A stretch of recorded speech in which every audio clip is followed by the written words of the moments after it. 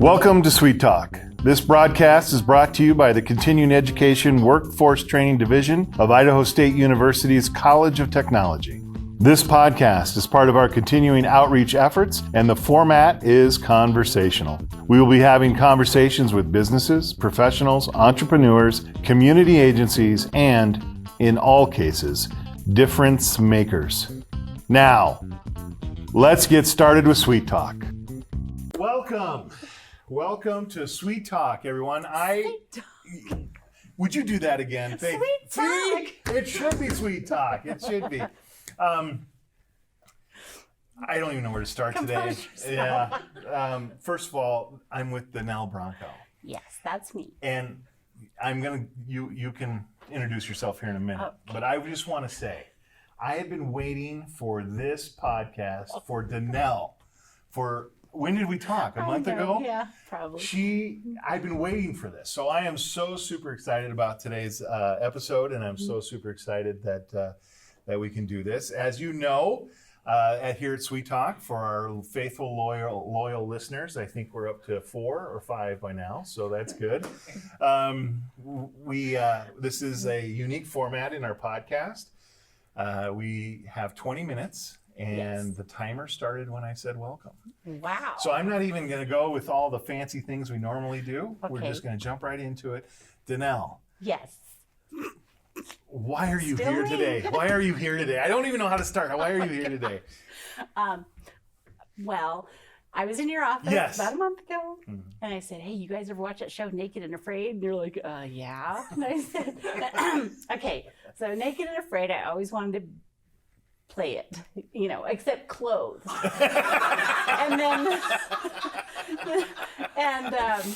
So then along comes this program called Alone on National Geographic, and I thought, oh, heck, the premise is the same. It's about survivability. Can I make it in the woods with my mental, my emotional, my physical, my spiritual faculties intact? And I thought, okay, you know what? I'm going to do it. I'm going to try it. And my son, who's a teenager, he's like, yeah, right, Mom, And I'm like, I'm going to do this. So I load up my little SUV with some of the creature comforts. Like I took a tent, for example, and I had a fire starter. Never used one before, but I watched plenty of episodes. And the ferro rod, with the magnesium. Not this one where you go like that. No. Because we'll get into okay. And I took a hatchet and a little tripod chair because I thought I'm going to be laboring, so I got to sit down and relax. And I just thought, okay, I'm going to do this. So part of it was I like to explore. And 3 years ago, I found myself in this pivotal, life-changing moment where my boy's dad passed away suddenly. And when he passed away, I thought, I could freak out, which I kind of did. But then I also thought, well, you know what? Death is as much a part of life as living is. So I thought to myself, I need to show my kids that you can do even the things that are scary. And I still can't talk about it. I was kind of tearing up. Okay. But we're going to power through that because we've got to do the podcast. Well, if you start crying. Don't start crying. So, yeah. But nobody's crying today. What we want to do is we just want to learn about life. And the best way to learn about life is to learn about ourselves. Right. So I thought, here's my Naked and Afraid alone moment. I get out into the SUV and I'm like, okay, where am I going? I don't even really know. But I want to go out into the woods, but I don't want to go too far. Now, let me clarify.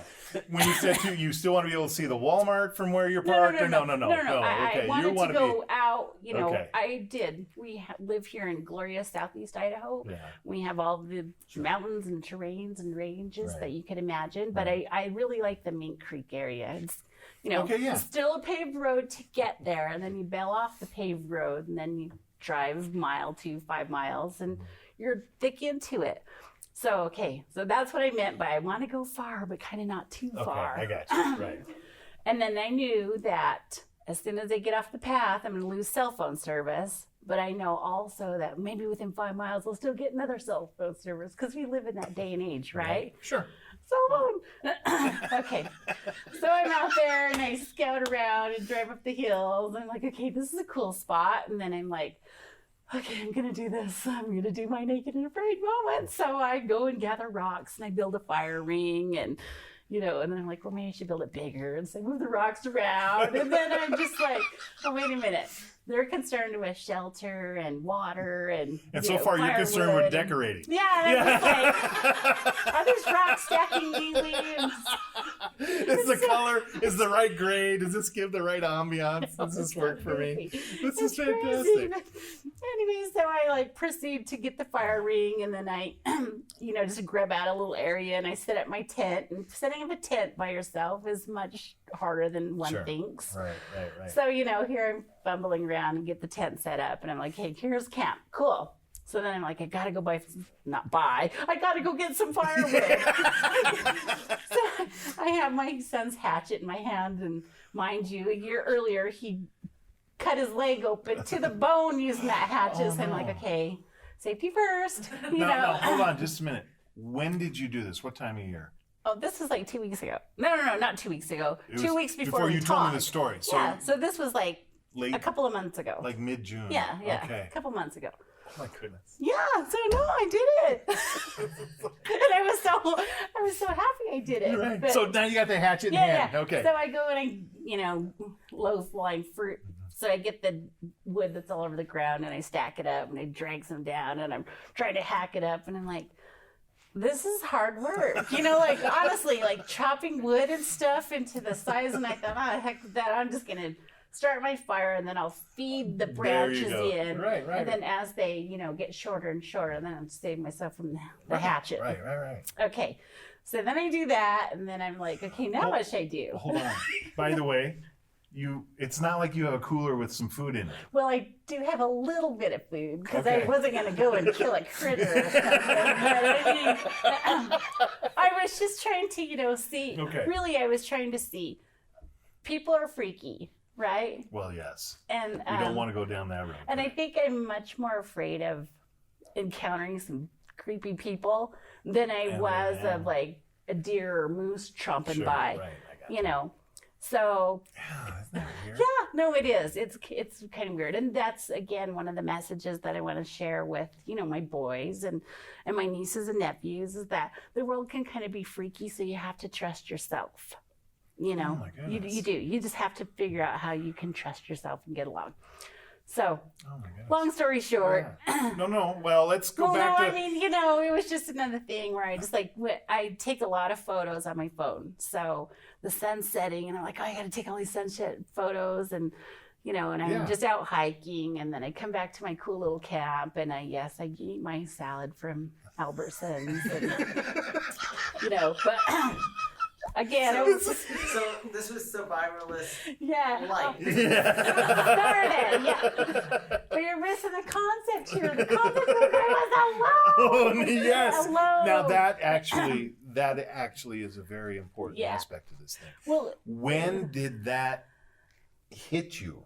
Oh, being alone. Yes, when did that reality of being alone kind of come? Well, I was very cognizant of it as I picked where I was going to camp, because I wanted to kind of be secluded because I didn't want the creepy people coming out of the woods, finding me. Right. But, we've all seen the horror movies. But then, I really wanted to challenge myself to see, am I going to get scared of the dark? When you're around other people, whether it be your kids or your friends or family or a husband or a boyfriend or girlfriend, whatever, there's the strength in numbers where you feel like we're a social being. If something came along, then I could probably deal with it. Right. But in a group, we're just going to attack the creepies. But, so really, I was conscious of it the whole time. But the aloneness, just like in those programs, once people figure out that, yes, I can find shelter, and yes, I have water, and yes, I can build a fire, and which, by the way, the ferro rod, we'll get back to that. Yeah, I do. The aloneness, you're like, well, who'd I talk to? I'm a pretty social person. I talk to anybody on the street, whatever. Right. And so I'm out there in the woods, with my podcast. Yeah. No podcast, because why? There's no Wi-Fi. I didn't download anything. But I downloaded music to my phone, so I listened to the same, 12 or 13 songs over and over all night long. By the way, the phone you didn't have a charger for the phone. Well, I still had my car. I'm not like if worse came to worse. My ancestors were the natives who lived in teepees. Right. I live in a house with Wi-Fi and all the plug-ins. Right. So, and I think that was kind of one of the themes too, is that, hey, look, Denell, you're a native. So natives shouldn't be scared of the dark. They should already know how to build fires. They should already know something. Genealogy's genetics have to kick in here somewhere.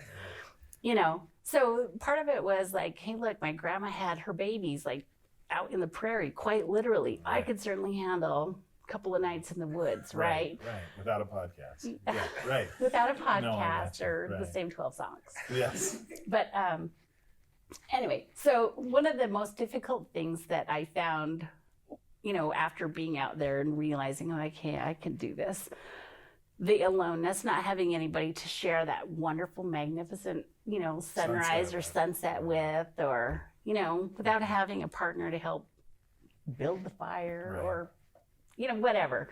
It's just, it was different in that regard. So let's get back to the fire starting skills. Right. So I watched enough of the programs where I realized, people always screw this up, always. So I'm not going to screw it up. I had my stacks of wood, the ones that I could find that were nicely uniform. Sure, right. Then I had my little kindling patch, and then I made, some little sticks, and I had my knife out there carving. And then I saw this one fellow, he took a bark of a tree, and then he used his knife to shred it. Oh, okay, yeah. Yeah, so he shredded the bark, and I thought, this will be nice and fluffy, and so I built my little fire teepee, right? Right. And then I had some, just paper and trash and crap that I found laying about, and I shove it in the center of the little teepee, and here I get my son's sparrow rod, and I thought, okay, one strike and go, right? So. And the sparks, what I found out is you can't control the direction of the spark. The spark goes, and I thought, oh my gosh, I'm going to create a freaking wildfire out here. Everything's going to burn but my fire. I kind of freaked out. So I was like, oh my gosh, I better rethink this. So if you go to the woods by yourself, make sure you know how to use a ferro rod. Right. So then I turned it over and I was like, well, what's this part? And that's the magnesium strip. So apparently, you turn your ferro rod over, shave it a couple of times so the magnesium shavings get into the, and then you have to finagle how to get that spark to hit right on those magnesium. So then it starts. So about, half an hour later, and 2 blisters on my index finger. Nice. I got the fire going. It got going. And I thought, okay, now I'm not going to do this again. So 24 hours, man, that fire's going. You were on I am fire not going to patrol. start this You were again. detailed. Yeah, because on one hand, I thought, well, how could I do this again? My finger was so blistered up. Sure. I don't know that I could strike that 50,000 more times. Right. That was really difficult. The simplest thing. Sure, but now I want to know what happened the minute you saw that flame. The minute I was just like, I did it, one of those things, and then you're like, you get this little ember. It's just like the program. It's just like the TV program where people are like, you're like this precious fire. It was really, honestly, I had that experience. I truly did. So here's my question, though, when it comes to fire. Yes. When you got it going, yes, and it's blazing. Well, sure. Was there a sense of security that you hadn't had before that fire started? Well, I would have, I don't know. I guess yes in a way. Because it's the summertime and it wasn't that cold. Sure. I thought, but how about with the night? I'm not going to freeze to death. How about with the night? With the dark? No, that didn't bother you. Having because that light in the darkness? Well, admittedly, my car's over there, so I thought if something really goes askew, I'm going to go hightail it to the SUV. Right. Hit the lock button. Which admittedly, in the middle of the night, no, it wasn't the middle of the night. It was probably about 3 or 4 in the morning. That's when it gets really cold. So I have my little sleeping bag and laying on the the ground. It's not comfortable. No. So, but I had a tent, I had a sleeping bag, and I kept telling myself, oh, come on, Denell, just channel your grandmas. Just channel your grandmas. Yeah. They lived in teepees, dirt floor. You saw it yourself. Just lay on the dang thing and handle it. It was a lot of self-talk. Right. It's a lot of self-talk being alone. Well, especially when you're used to talking to someone. Oh, yeah. Who else are you going to talk to? Well, I've been kind of one of those persons who talk to myself my whole life. Well, yes. Like, how else are you going to find someone else to agree with everything you say? Right? My guys are like, what are you talking about? The body's doing one thing and the brain's like, well, no, wait, you're not in sync here. Right. You know. So it's 3 a.m, it's cold. Yeah. Did you sneak over to the Of course I did. Yeah. Of course I did. I got cold and I thought, Look, your grandma didn't raise no fool. You know what I mean? That's true too. It's cold, girl. Go warm up. That's what she would have said to you. Yeah, just like, I think you proved the point. You can make the fire, although strategy and the skills need some work. But I made the fire and I stayed out there. How many nights were you out? I stayed out there 2 nights. Okay. And I came home and I, looking like a bushwoman because my hair's all crazy and, it's hot and dry and dusty and I just looked crazy. But I had this little inner sense of like, heck yeah, I did it. So I get in the house and my son's like, how was it, Ma? Don't tell me you slept in the car all night. And I'm like, no, I did it. And I'm like, well, just a few hours of the night.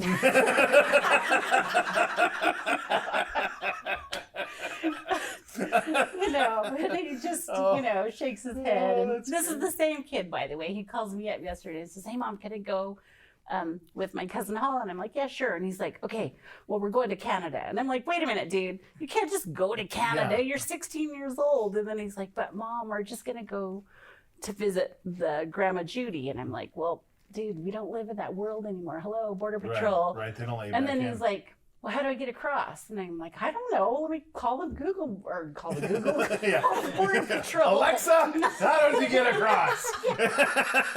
Well, his cousin, he belongs to the Blood Tribe. Okay. And the Blood Tribe sits, this is, again, days before we had borders. Sure, right. Yeah. Our native people roamed the earth. Right. Anyway, so the Blood Tribe, their reserve, which is like a reservation, it sits on the right of the border of northernmost Montana and southernmost Calgary, Alberta, Canada. Oh, wow. Okay. And so those folks from that tribe, they can just go across the border here and there, wherever, because it's their homeland. Right.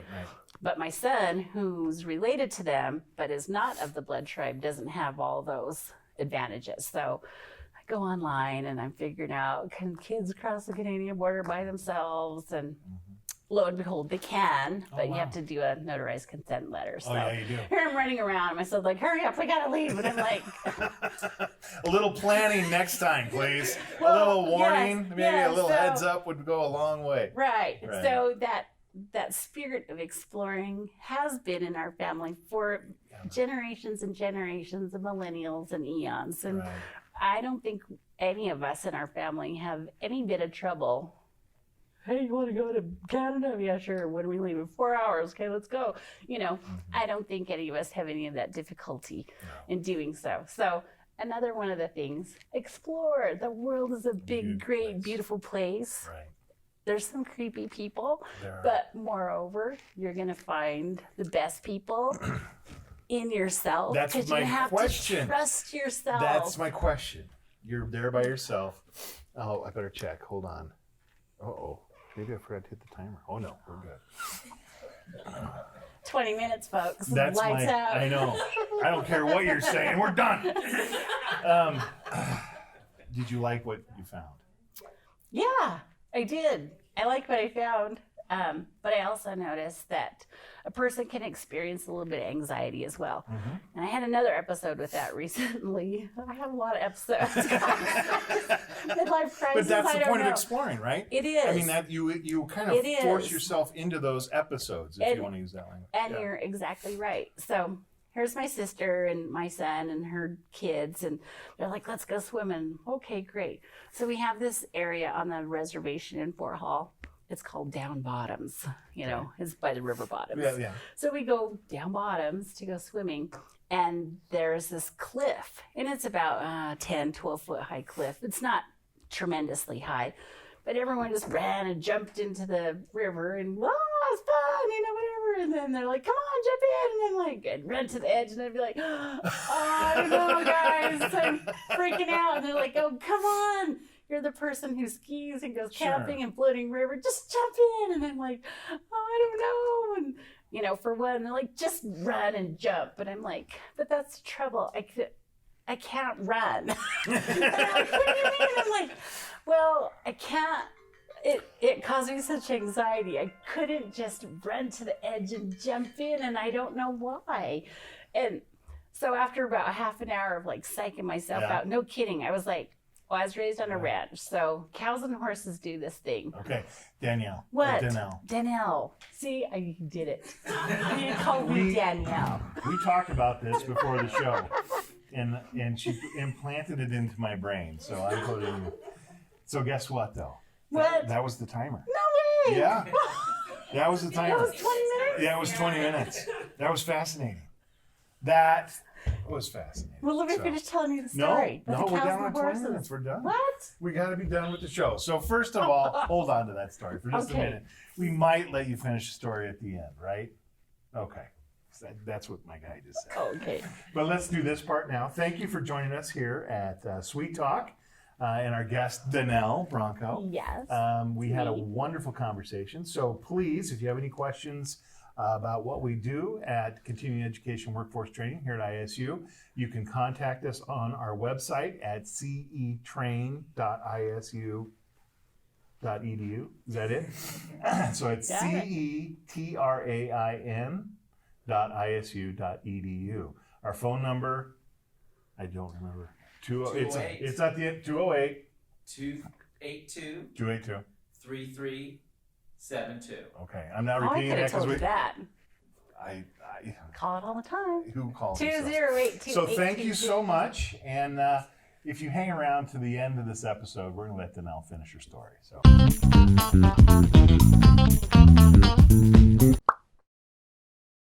Go ahead. All right, and ask you about my T-shirt. Okay. Okay. So, but you can't run. You're like you're trying to tell them you're not running. Well, I was getting to the point where, a cow or a horse, before they try to cross any water, they kind of walk up and down the bank, trying to figure out where is the safest, most efficient way to cross, right? So here I'm this cow, right, walking up to the. Anyway, my niece just finally says, "Just do it, just jump in, or otherwise buy me some popcorn." I'm like, popcorn? She's like, because these previews are getting old. Oh, that was good. Right. And so she was right. I just jumped, and the second I dropped in, I thought, what was I freaking out about? Like, seriously, what am I freaking out about? But I think it's one of those things, just going back to the camping. Can you do it? What are you scared of? Why? And then just trusting yourself. And literally, the minute my feet hit the water, I was like, this is nothing. Let's do it again. Very good. But anyway, so are you going to ask me about my T-shirt? Yes. Okay, so this morning, census, I'm Native and I count, right? So Native Americans are classically hard to count during the every 10-year census. And the reason for that is our reservation boundaries don't match up so nicely and neatly with the census canvassing blocks. Right. Right. Mm-hmm. So we take it upon ourselves through this complete count committee to do outreach to our community so that we can inform the community that there are 4 ways to respond. You don't have to have some stranger come knocking on your door. Hello, who lives here? What are your age, birth date, citizenship, all that kind of fun stuff. So this morning I get to work and they're like, wear your census shirt. And I'm like, okay. Go down to the Tribal Business Center and they're like, oh, the TV station's here. They're going to give you an interview. And I'm like, wait, what? I'm on TV? Like, you want me to be on TV? Yes. I thought we were just going to do an activity wearing the T-shirts. But no, here I am. And here I am. You are. So And that's now, the story of my T-shirt. right on. As for the census people. There we go. Actually, I can see why they went on TV. So, I mean, come on. right? That was awesome. That was Thanks. awesome. Thank you so This much. was fun. You guys are cool. That was great. So that was fantastic.